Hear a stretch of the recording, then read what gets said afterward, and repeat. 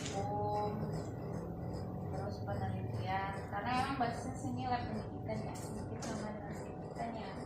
Jadi untuk praktikum, penelitian, kemudian kita juga melayani jasa analisis. Jadi misalnya dari mana mengirimkan sampel.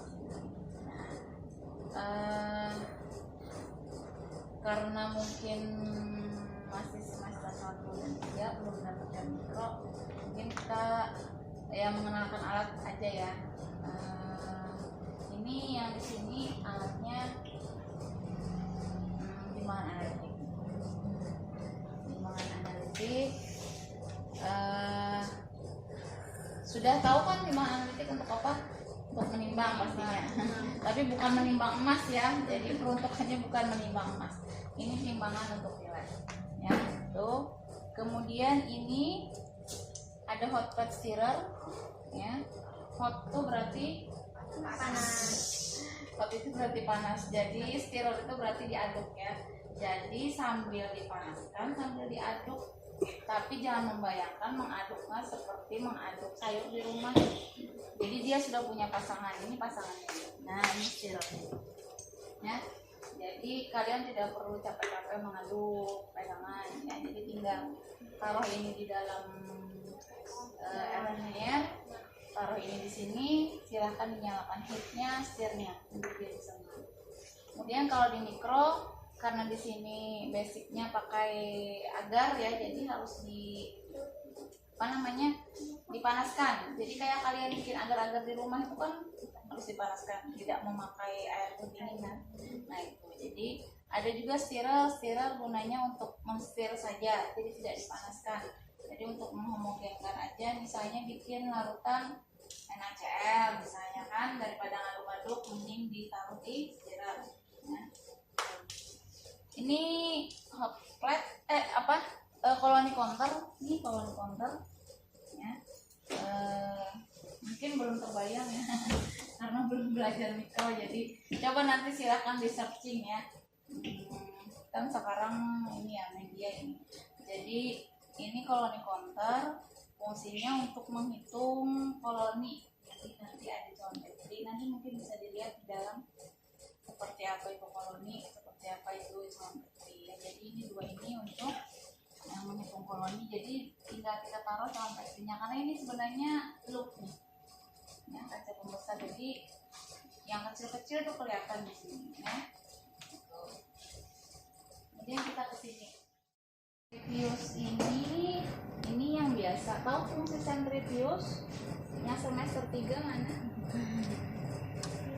Yang semester 3 mana? Belum. Semester 1 semua nih. Ada yang semester 3? Oh ya. Ini centrifuge. Tahu fungsinya centrifuge? Tahu. Untuk memisahkan. Jadi kalau misalnya kita mau dapat endapan, kalau menyaring kan agak susah ya. Jadi ada yang memang bisa disentrifuge. Jadi misalnya nih buah apel misalnya dibikin jus, terus mau mengambil endapannya, kan kalau kan mau mengambil endapan dari sari buahnya, kan kalau menyaring lama gitu ya. Jadi kalau kita disentrifuge nanti dia akan terpisah. Jadi di atas tuh larutan beningnya, larutnya, yang di bawah tuh endapannya. Jadi bisa sambil di searching lah ya di fungsinya. Kalau misalnya disuruh bikin laporan harus bingungan. Ya. Nah ini shaker water bath. Ya. Kalau water bath itu kan untuk memanaskan aja. Tapi kalau ini dia bisa untuk shaker, jadi dia bergoyang. Ya. Ya. Dan ini untuk tabung, bukan untuk yang lain. Jadi tidak boleh kita untuk peruntukannya untuk tabung kemudian digunakan Erlenmeyer misalnya, kan nggak muat itu ya, akan merusak ya.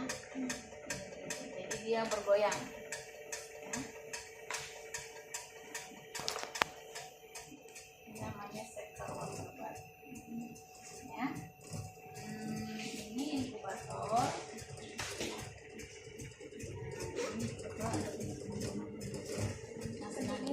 Bukan, dia untuk menginkubasi. Artinya kalau si bakteri ini perlu suhunya ini ya, supaya bisa berkembang biak, misalnya bahasa sederhananya begitu. Jadi kita masukkan sini dan dikondisikan suhunya ya. Ini kan sudah dikondisikan ya, sesuai keperluan ya. Mungkin kayak, tapi beda dengan inkubator bayi yang prematur, beda. Cuman kan sebenarnya tidak jauh berbeda fungsinya ya, karena kan kalau inkubator bayi untuk memberikan atau mungkin belum cukup umur ya. Kalau ini kan berarti untuk dia sesuai suhunya dengan perkembangbiakannya. Ini inkubator. Bisa aja dilihat di sini kan. Kemudian ini skala fermentor. Jadi untuk kalau di industri besar itu mungkin semacam bioreaktor. Biasanya sih kalau bioreaktor itu perusahaan-perusahaan produk makanan, pakan ternak biasanya punya bioreaktor ya. Kemudian ini water destilat. Jadi kita bikin aquades sendiri di sini. Ini aquades, ini produk aquadesnya ya. Jadi siapa tahu nanti di Stikip praktikum perlu aquades, bisa apa namanya, beli di sini. Kalau misalnya di sana tidak tersedia gitu ya, nanti bisa beli di lab dasar, nanti bisa kita layani ya. Kalau di rumah tangga kan buat menyimpan makan gitu ya, kalau di sini buat menyimpan bakteri, buat ini gitu ya, nanti mungkin di sana. Ini sama koloni kontak tapi dia langsung nyambung ke komputer, kemudian dia punya software. Jadi mungkin kelebihannya kita tidak capek melihat.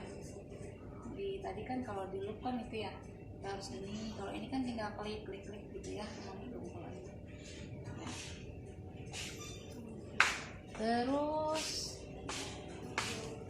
yang di ujung 4 ini adalah autoclave. Pernah mendengar autoclave?